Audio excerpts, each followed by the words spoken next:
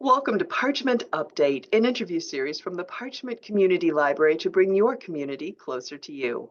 I'm Karen Woodworth, Library Ambassador. I'm joined today by David Haas, President of the Kalamazoo Geological and Mineral Society, also known as the Kalamazoo Rock Club. Thank you for being here today. Oh, I'm glad to be here. Thank you for inviting me. Well, before we talk about the rock show, I want to ask you a few questions about the wonderful exhibit in our lobby display case. We're so happy to have that come in every April. And this year, I'm particularly intrigued by the banded iron formations and their beautiful layers. How are these formed and where are they found in Michigan? Well, most of the banded iron is formed or found up in the Upper Peninsula, usually on the west side and into Wisconsin, northern Wisconsin. And basically what it is the black portion is either hematite or magnetite, which is what they use to smelt down to make iron, which of course is made into steel. And then the red part in Michigan, the red part is another mineral. It's about 1.8 million years ago, Michigan was a shallow ocean. And as the microbes and everything began to develop, as they feasted on whatever it was they ate back then, they produced oxygen. And as the oxygen was released into the atmosphere, it produced the red layer on top of the hematite or the magnetite. And then as the water level raised and lowered, it laid down more hematite or magnetite. And you can get layers that are thin, you can get layers that are thick. And then as the environment changed, as everything upheaved and went down and twisted and moved, and the ocean disappeared and mountains appeared, and all the fractures and everything caused the bends and twists in the different layers. And you sometimes get fractures that went through there, and the fractures themselves, if you can imagine, you know how coffee is made. The water percolates down through the coffee and it dissolves the coffee bean and makes it into coffee. Well, if you can imagine water going through dirt and rock and sediment, as it goes down, it is dissolving the minerals. Well, those minerals fell into the cracks, and as they um, grabbed onto the sides, that formed the quartz that makes up the white layers that are through there. I don't remember if there's any in the display case that have the white in it or not, but the white itself is quartz, and it makes for beautiful stones. And if you ever go up to Ishpeming, there is a mountain of this stuff that is just one gigantic piece. They call it Biff Hill. It's a great place to visit. It's a pretty hardy walk up to the top of it. Takes about 10 or 15 minutes, but it's a beautiful place. It sounds wonderful. I'm going to look for that the next time I'm up there. So basically, it sounds like the history is just embedded in these rock formations. Y- Um, and I think when we think of history and rocks, we all think of Petoskey stones. And you've got a Michigan fossil shelf. I know it's got some Petoskey stones, but there's also some similar stones that aren't Petoskey stones. So please tell us about those. Well, of course, Petoskey stone is coral, and because of the fact that we were a shallow ocean, you get other types of coral. Like you get horn coral, which there's a piece that's kind of shaped like this, kind of tall. It starts small and goes down like a cone. That is horn coral. There are other pieces in there that instead of having the bigger eyes like a Petoskey stone has really small eyes. That's another type of a coral. They call that a Charlevoix stone. And of course, you get branch coral, and I think there's probably 7 or 8 different types of coral that ended up in the masses on the bottom of the ocean. Plus, you get all kinds of different shells and snails and just all kinds of other little sea creatures that, of course, roamed the bottom of the ocean. And as they died, and sediment formed over the top of them, and then that formed into limestone, and then that petrified them and gave us the fossils that we've got in the state of Michigan now.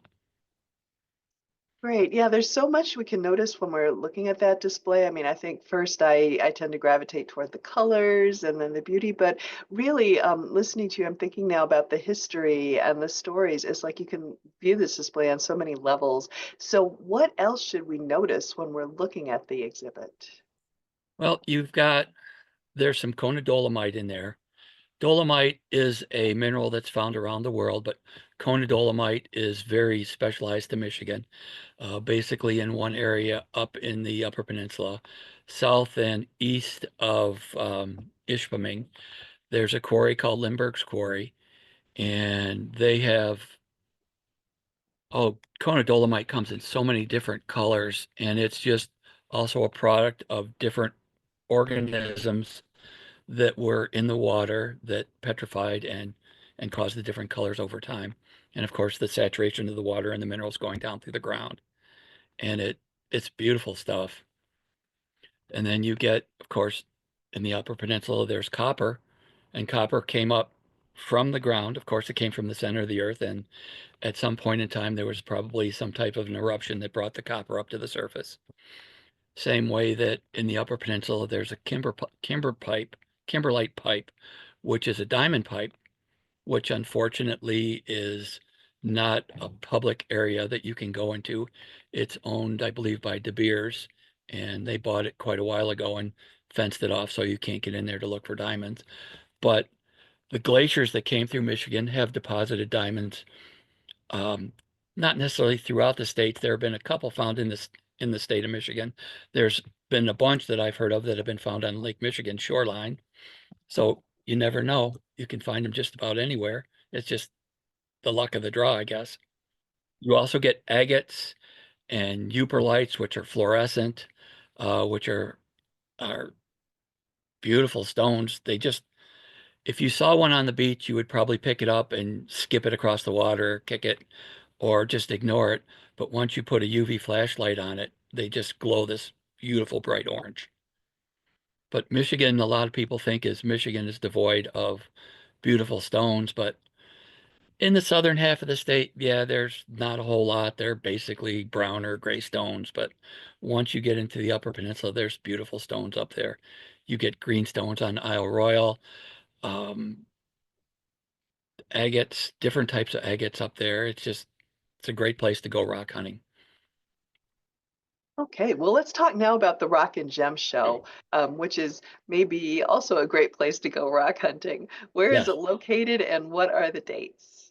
Okay. It is at the Hazel Gray Building or the Expo Center at the Kalamazoo County Fairgrounds.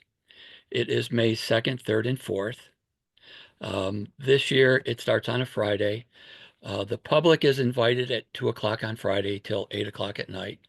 But in the morning, we invite the schools to bring their kids, usually elementary school kids, and we pay for their buses to bring the kids in. We probably have about 800 or 900 kids that come in the morning, and they're there till noon or 1 o'clock. And we also did something new this year.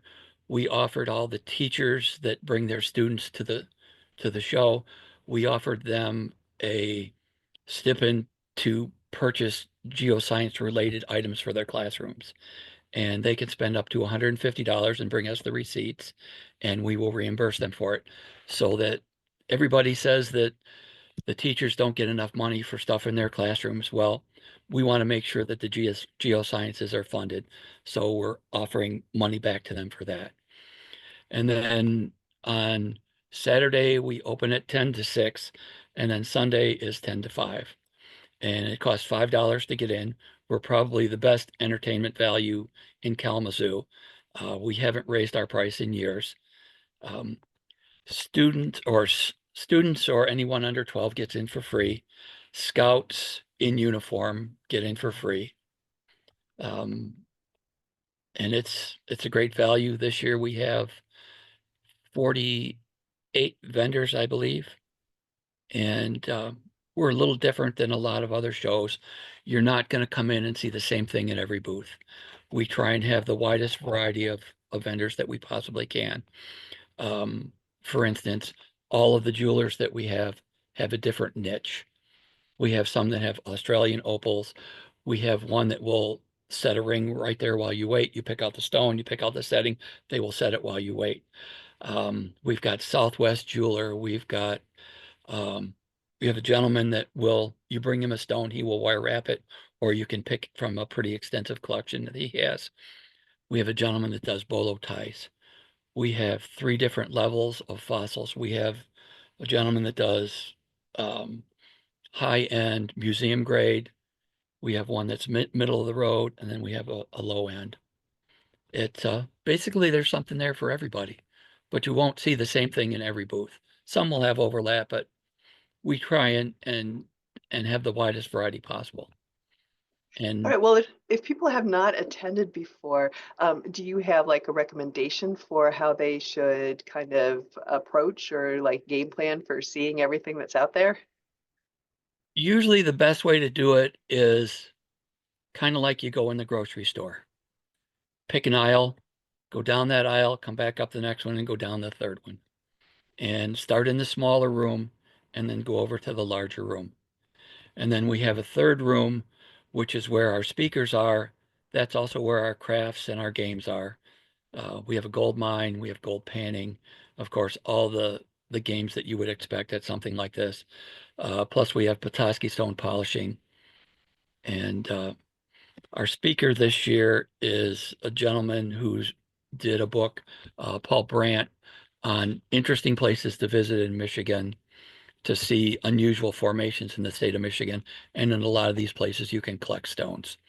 And he's going to do, I think we're set up for two presentations on Friday, three on Saturday, and one or two on Sunday. I don't have the schedule in front of you to be able to tell you times though.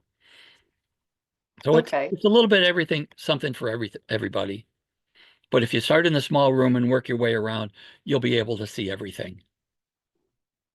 All right, well, that sounds good. Before we wrap up today, what else would you like us to know? Well, the our goal as a club or as a society is we're trying to get the younger kids involved in the geosciences.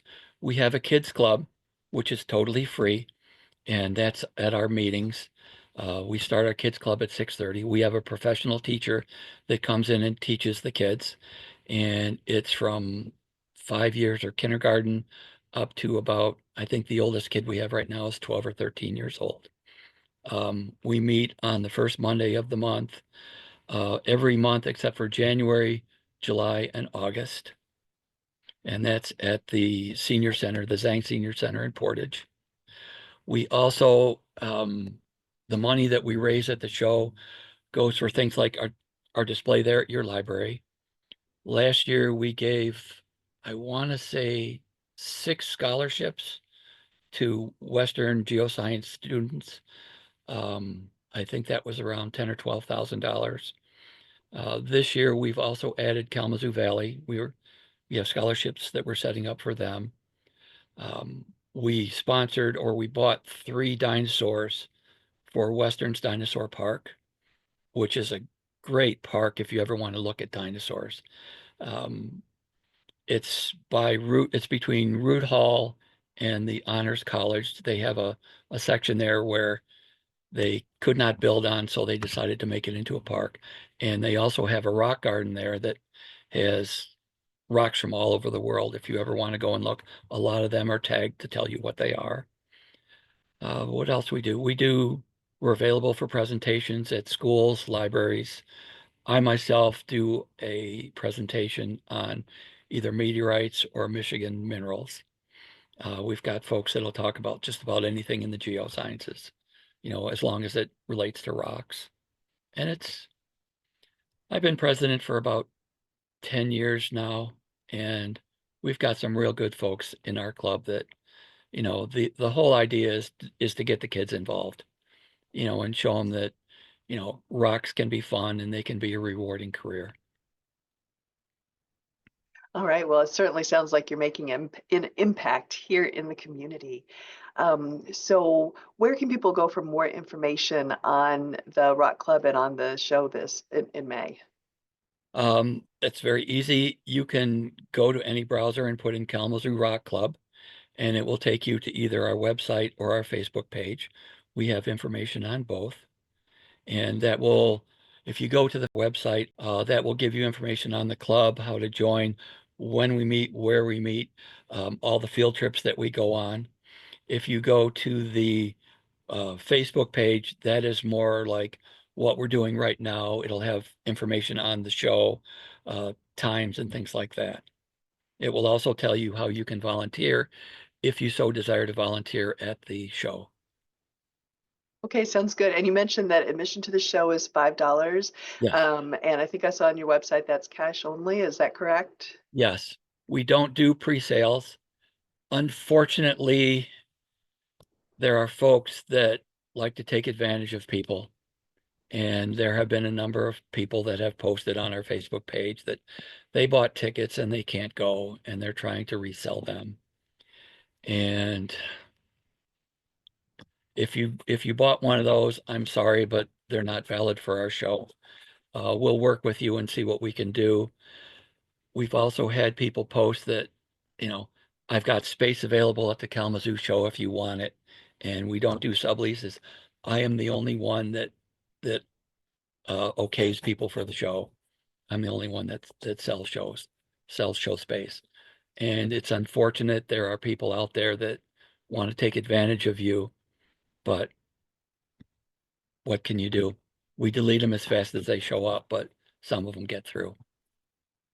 Well, that's good to know for sure. Okay, so the Kalamazoo Rock Show is May 2nd through 4th at the Kalamazoo County Expo Center, 2900 Lake Street. The exhibit in our display case is right here at the Parchment Community Library through the end of April. And thank you so much for taking the time to speak to me today. Oh, thanks for inviting me. I do appreciate it.